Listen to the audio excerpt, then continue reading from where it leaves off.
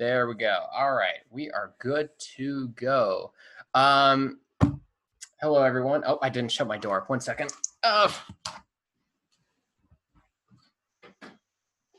Last thing I think my parents want is a noisy poker player. So that'll be that. But anyways, good evening, everybody. Welcome to week number 3 of our first session.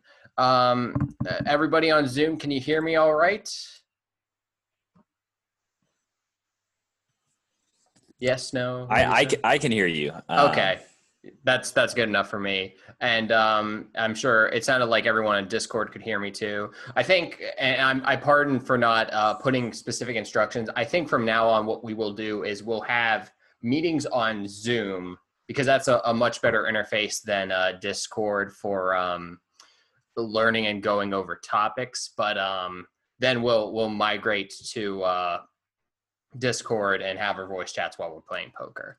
Anywho, that's what we'll probably do going forward when we get back into regular meetings. But I do want to thank you for coming here. We're probably now in the thick of it for the semester. So glad to have you here. Just a few housekeeping announcements. So this is the third week of our first session. As you can see, here's the Cycle 1 attendance, which we'll fill out here. This is some old stuff there. I do have the final standings going here, and after today, we will fill them out and see who will make our final table. And I will send out emails individually to see if you can make it or not. As always, we'll have our 3 prizes, but we would like it if you all can pay dues if you want to be eligible to have the prizes. You are welcome to play, even if you don't want to pay dues, but we'll reserve the prizes just for those who pay dues, and pretty much that. So I want to apologize because on our officer end, we are still trying to work out the kinks to get our Venmo working. It has not been easy. I want to thank Jake a lot for working out the kinks there. I might send a Discord announcement saying, hey, that's good. But if there is something wrong on our end, you will not be penalized for it anyway. But next week will just be our final table. It won't be a regular meeting. We'll just, you're welcome to watch. I might like Discord live stream it. But if you didn't make it, we can wait 2 weeks and we'll be doing the same thing again, this time with better lessons this time. Anyway, that's all I've got. Any other officers besides Cole who will do our presentation today? Anything I'm missing? I will take your silence as I've gotten everything, even though that's usually not the case. All right, Cole, the floor is yours for the next 20 minutes. Okay. Can you promote me so I can yes, share? I will make sure. Let me make sure I can stop sharing. I have to apologize because, like, okay. So I have stopped sharing now. And do I have to, like, make you, here's a co-host. Yeah, I think you got to make me a co-host. Okay. There we go. Okay. I'm sorry. I'm so used to WebEx because that's what I use for work. Okay. But that's what I've got here. Okay. All right.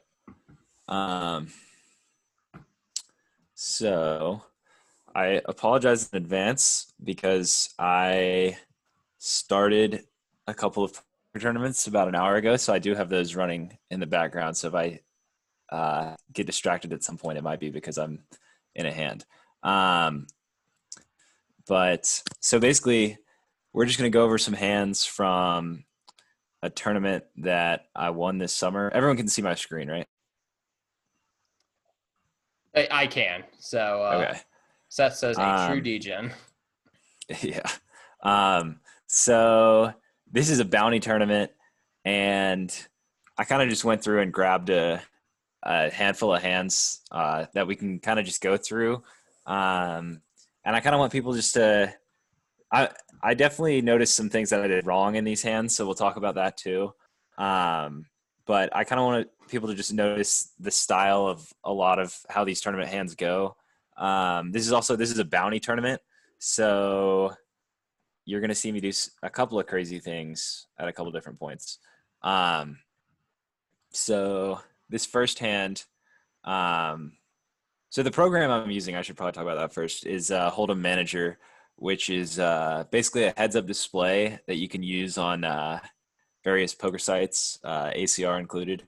And you can see here like this stat line for different players. And then it also tracks your hands and that sort of thing, so you can go back and look over things later. Hey, Cole, sorry to interrupt. Would you like to explain to everyone what a bounty tournament is or what makes that a Oh, defining yeah. characteristic? So a bounty tournament is it plays like a normal tournament, except that each player has they start with basically an extra like $2, or it depends on the tournament. But I think for this one, it was like they start with like $2, and if you knock the player out, you automatically win the $2. But then also, like a dollar gets added to your bounty, so the bounties increase as the tournament goes on, because as people knock other people out, their bounty gets bigger. So you might take like a high variance spot against a player that has a large bounty. So like this tournament started with like a $2 bounty, and then by the end, at the final table, players had like $50 bounties. So anyway, this first hand, What was the line for the tournament? Do you remember? I don't remember. It was probably like $10 or something, somewhere in the range of $5 to $20. That's usually what I do on ACR. So this first hand, I'm on the button with Jack 10 offsuit, and a player limps, which usually means that they're going to be a recreational player. And so normally I open to like 2.2 or 2.5 big blinds. And I sized up here to 3 big blinds, basically just to try to isolate the limper, because I know this is a weaker player already just from the action of limping. And so the big blind calls, and the player who limped called.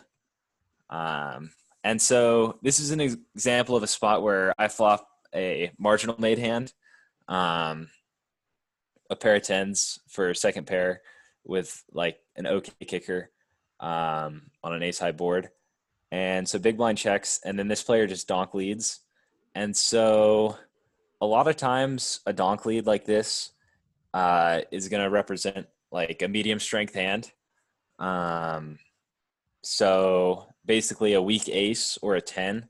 And because I have a 10, I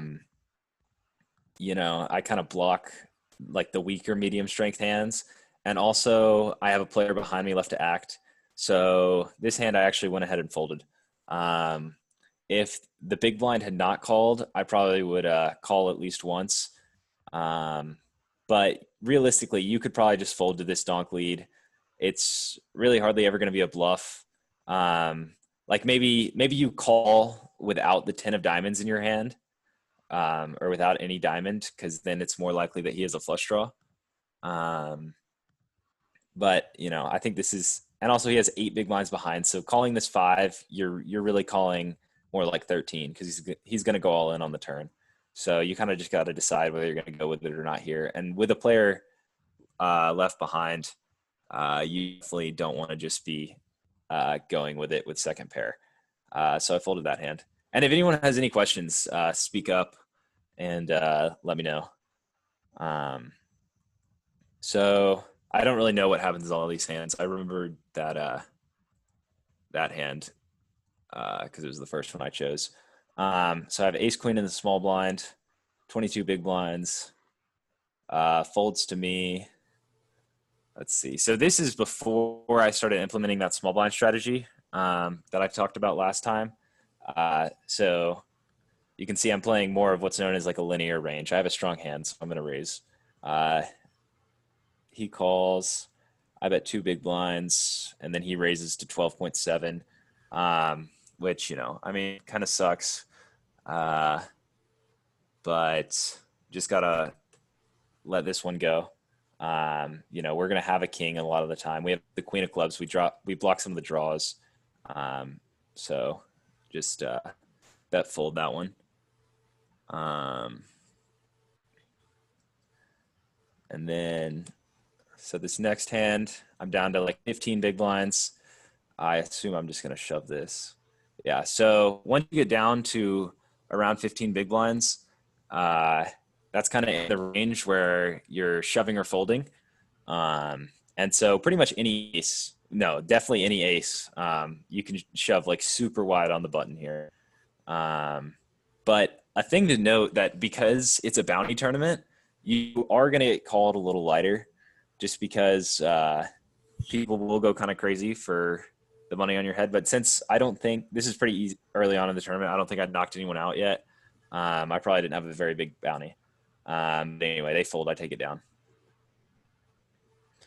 Now this hand, I'm not sure why this is four-handed. It must have been a weird table change. But anyway, I'm in the big blind. This player limps, small blind limps, I check. I flop a pair of tens, a good medium strength hand. I'm never gonna lead here. Even though there is no pre-flop aggressor, I have second pair. If I do bet, pretty much the only hands that are going to call me are going to be better than what I have. So there's like no reason to let your opponents play perfectly. So I check. This player checks behind. Turn comes a 3. Small blind checks. I check again. Still no reason to bet for the exact same reasons. And then, so this player makes a bit of a mistake here, I think. They go ahead and bet their bottom pair. So this is a really good example of like they are only getting called by better. They're betting half pot, and maybe you get called by like a strong ace high, but there's really not going to be a strong ace high because this was a limped pot. So I call. And then river goes check, check, and I win. So I probably would have checked all of the streets anyway, and this player could have saved, almost 2 big blinds, which are really important in these tournament spots to preserve your big blinds. So yeah, I shoved the small blind here with ace jack, pretty standard for about 18 bigs. He calls with 9s. This is just a tournament flip. And so now I'm up to 36 blinds, which, now I can start to do something. Now that I have more chips, especially with 2 shorter stacks here, I kind of thought I was going to shove there. But anyway, I raise and just take it down. Kind of shows how you can be very aggressive on the button. And then so this hand, so this is an example of where like the bounties come into play. This player has 1 big blind behind, and so they're basically committed to the pot with any 2 cards. I have king 6 suited, king high against this guy's random hand that's kind of committed to call is pretty good. And so it folds to me.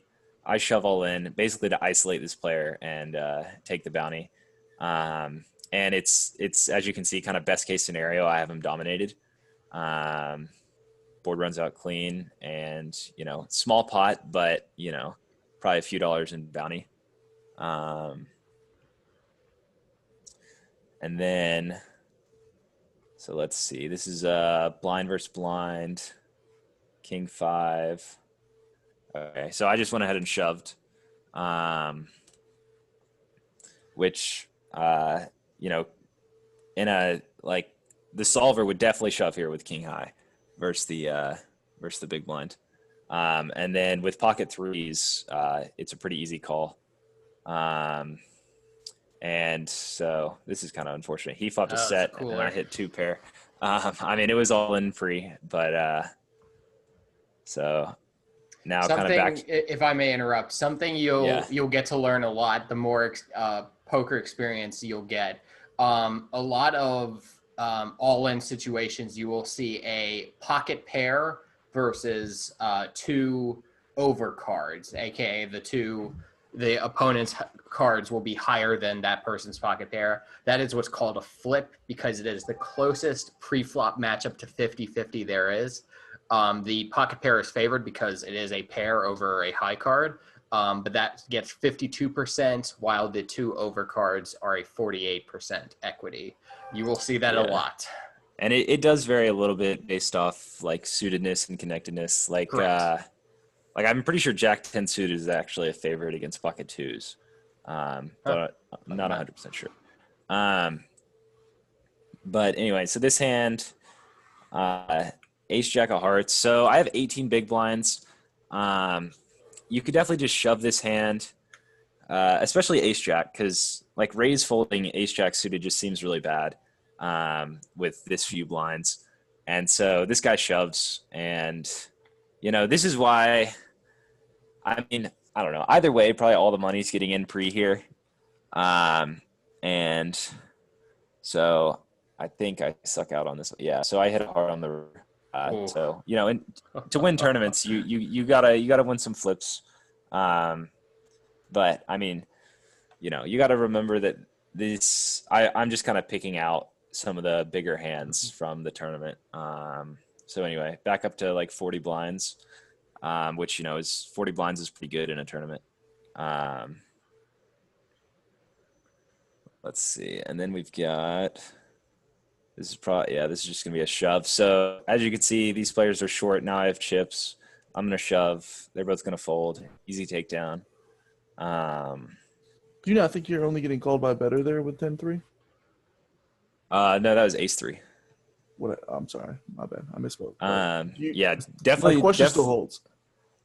So you will actually sometimes get called by worse here, but probably not. But the amount of folds that you will generate, like you very well might only be getting called by better, but like ace-3 offsuit versus kings still has somewhere between like 28 and 30% equity, and plus you have like a massive amount of fold equity against these two random hands. Like ace-3 is almost always going to be the best hand. So you're not shoving to get called. You're shoving to generate folds, basically. So why don't you just make a 3 big blind bet or 2.5? Because when you do that, these players are going to start reshoving like super wide. Like basically, good players will realize that like if you're not shoving the button, you're raising fold to a shove. And like. Let's say I make it 2.5 big blinds, and then this guy shoves, and so there's like, there's 2.5 big blinds I've already put in, and then there's, almost a big blind in the middle from the antes, and then like the 2.5 you already put in. So there's about 6 big blinds, so it'll be 11 more to win, like almost 30. So then your pot odds are like almost there, not quite. So it kind of would suck to raise fold ace high on the button for only like 12 big blinds. Plus you have the bounties. But I think like when these two players are like, I wouldn't do this if these players had like 30 big blinds, and that sort of thing. And you can also see like. This guy's playing 4% of hands, and this guy. So, that was actually going to be my next thing. What do those numbers mean, man? Okay, so I'll show the HUD that I actually use. So basically, this is VPIP, which is how often a player puts money into the pot when they don't have to. So that's like calling the big blind, calling a raise, or raising themselves. And this number is how often they're the pre-flop raiser. This number over here is steal percentage. So that's when you're in the cutoff for the button and you raise. And then This is the pre-flop fold to steal. So basically, how often a player will actually fold when the cutoff or the button raises. And I'm pretty sure this is like only when you're in the big blind. So normally this wouldn't be like 100% for me. Looked like it only had 2 hands that it measured. Oh no, this is over. Oh well, the total hands right here is 53. Right. But yeah, so that's only 2 out of 2. Yeah, so over the course of the 53 hands, I was only in that situation twice, and I might have had, just like 2-7 and 2-9 or something. Yeah. But yeah, so there's an app called Float the Turn. I think that's what it's called.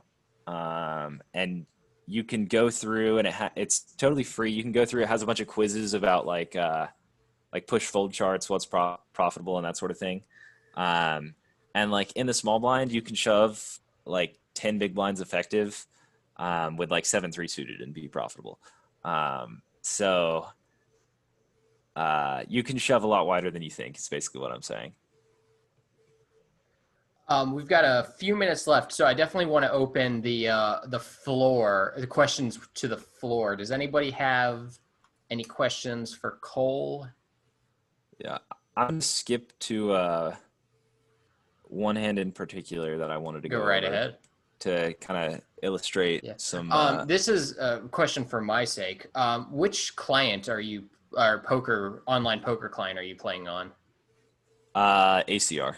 Okay, that's what I thought. I was wondering how, if Hold'em Manager adapted to the various graphic interfaces that they had, but that's very cool. Honestly, it's cool that ACR also lets you run that on their service. Yeah. What's your account name, man? Just Cole G. Got it. All right. So this hand here is a pretty good example of ICM pressure. So this is the final table. There's 5 people left. So, like some bigger pay jumps. I'm leading by about 5 big blinds. And then there's a couple of really short stacks, another guy who's pretty close, and then this guy who's kind of in the middle. And then, so I'm obviously going to open up the action with ace-4 suited. It's important to remember that even though this looks like I'm under the gun, this is actually the hijack because there's only 5 people in the hand. So it's important to adjust your ranges by first taking away the early positions and not first taking away the late positions because you'll end up playing way too tight at short-handed tables. So basically the reason that this hand is really interesting is partially because I end up getting lucky, but this player 3-bets me as he should. Spoiler with pocket alert. Jacks. And big blind gets out of the way. And then, so having an ace in my hand makes it 50% less likely that this player has aces and 25% less likely that they have a hand like ace king or ace queen. So this definitely isn't a play that you can always do, but because of the ICM pressure and the pay jumps and these players being so short, he should fold like a lot of his range. Like, I wish I had a subscription to ICMizer because jacks might be a fold to a 4-bet shove here, which is what I end up doing. And so I remember this hand vividly because this guy tanked, like he had like a 90-second time bank and he used almost the entire thing before finally calling. And, just like we planned, we just flopped the nut flush. Oh my goodness. And so obviously I got pretty lucky there, but this is like a good example of putting on like a ton of pressure to players. I really think that jacks might be a fold to a 4-bet there, mainly because you have these 2 super short stacks that basically you can just outlast by folding out, and you'll make probably another $100 just by outlasting these 2 players, and off like this is probably like a $6 to $10 buy-in. That's a lot of buy-ins, and that sort of thing. So obviously that was pretty lucky. But after that, Oh, there is one other hand I have to show. So that hand was redemption for this hand. Let's see. This is the worst. The worst play Cole has ever done. No. This is the worst suck out I've ever experienced. All right. So we've got Jack Nine of Hearts. This is when there's 2 tables left. Folds to us. We're gonna open the action. This player calls, which you should probably just fold 7-9 suited here. I could get behind a jam with 7-9 suited sometimes, but probably don't call with only like 15 big blinds. But anyway, big blind gets out of the way, small blind gets out of the way. Flop is favorable, you would think, for me. And so when I have this much of the board locked up, obviously there's nothing that I'm going to be afraid of, like no run out, right? No run out that I should be afraid of. But anyway, I check and he just goes all in, for, like 2x the pot. Easy call, obviously. We're loving life.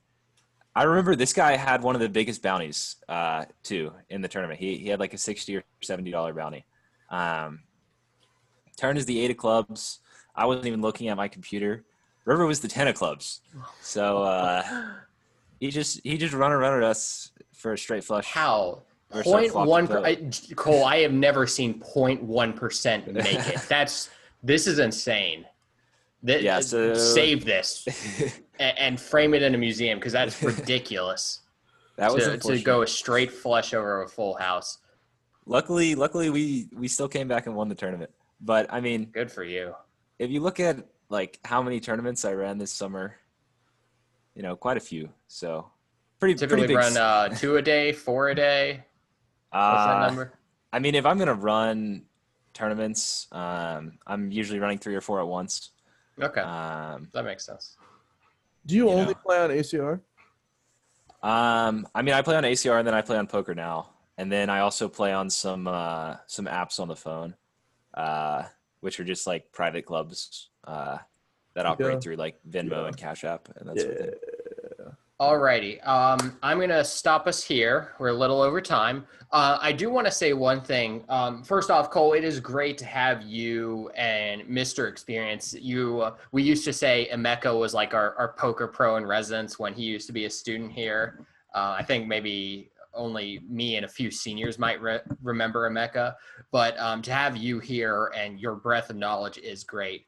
I do want to open this to people who might be a little less experienced, that this is a lot of info and scary interfaces. And I totally get if you're like, what the hell is going on here?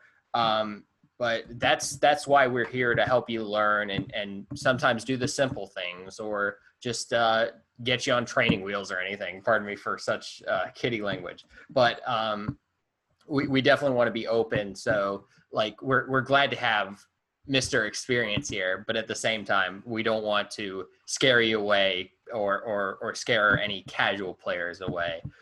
So that's just what you might have going with and what Poker Club can give you. Okay, thank you guys very much. I will now direct you to VC Tech. So very shortly, I will end the Zoom call, but not just yet. So right here, I have our 2 poker tables. On table 1, Jack M, Lawson, Jackson, Alex, me, Chris, and Tim will be on table 1. Table 2 will be Noah, Cole, Seth, Jack Z, Theodore, Warren, and Rory. Did I miss anybody from that list? Let me just check the participants list on Zoom. There's a Sweetie Mon. Okay, if Sweetie Mon joins, you'll be at table 1.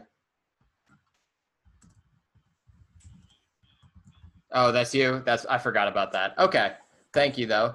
All right, if that's that, we'll go click your Poker Now link. I'll let you in and we'll start our timer. But otherwise, we'll see you all on Discord. Thank you for joining.